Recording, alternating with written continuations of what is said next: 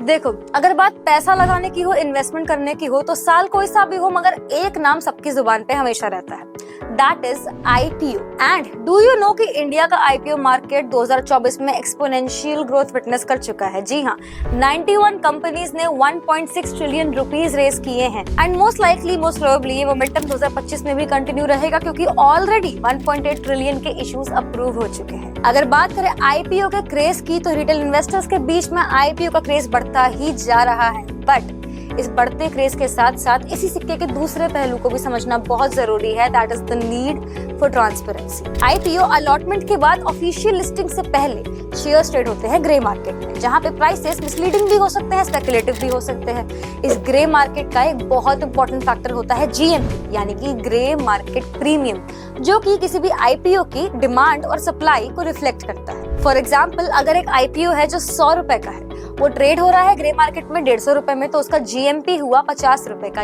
यानी कि लिस्टिंग के दिन इन्वेस्टर्स 50 रुपए का प्रॉफिट इस IPO में एक्सपेक्ट कर रहे हैं। GMP कंप्लीटली डिमांड और सप्लाई पे वर्क करता है और इस पे कोई रेगुलेशन नहीं होती, इसलिए स्पेकुलेटिव होता है। कभी कभी GMP मिसलीडिंग भी हो जाता है, जिससे कि रिटेल इन्वेस्टर को, आम आदमी को, छोटे इन्वेस्टर्स को लॉसेस का सामना करना पड़ सकता है। इसी इश्यू को एड्रेस करने के लिए SEBI when listed trading framework को इंट्रोड्यूस करने की प्लानिंग कर रहा है, जिससे कि अलॉटमेंट के बाद मगर ऑफिशियल लिस्टिंग से पहले शेयर्स एक सिक्योर एनवायरनमेंट में लीगली ट्रेड हो सके। ये फ्रेमवर्क रिटेल इन्वेस्टर्स के लिए बहुत बहुत बहुत जरूरी है, क्योंकि ग्रे मार्केट में प्राइस मैनिपुलेशन हो सकता है, जिसकी वजह से, इन मिसलीडिंग स्पेकुलेटिव प्राइसेस की वजह से रिटेल इन्वेस्टर्स को लॉसेस का सामना करना पड़ सकता है। अगर ये फ्रेमवर्क आ जाता है तो एक फेयर और सेफ प्राइसिंग डिस्कवरी सिस्टम भी अपने साथ लेकर आएगा। बट ये काम कैसे करेगा? IPO के अलॉटमेंट के बाद एक सेफ, सिक्योर और कंट्रोल्ड एनवायरनमेंट में ट्रेडिंग अलाउ होगी, जो कि लिस्टिंग होने तक चलेगी। ऑल्सो स्टॉक एक्सचेंजेस और ट्रेडिंग प्लेटफॉर्म्स को नए सिस्टम्स इंटीग्रेट करने होंगे और रिटेल इन्वेस्टर्स को इन सिस्टम्स की पूरी जानकारी, पूरी अवेयरनेस होनी चाहिए। अगर सेबी का ये इनिशिएटिव सक्सेसफुल हो जाता है तो IPO मार्केट में ट्रांसपेरेंसी बढ़ जाएगी, फ्रॉड कम हो जाएगा और एक फेयर प्राइस सिस्टम सेट हो जाएगा, जिससे कि IPO मार्केट और ज्यादा स्ट्रॉन्ग हो जाएगी और इन्वेस्टर फ्रेंडली हो जाएगी। तो अगर आप भी IPO में अपना पैसा लगाते हैं, लगाने वाले हैं या लगाने की सोच रहे हैं, देन दिस अपडेट इज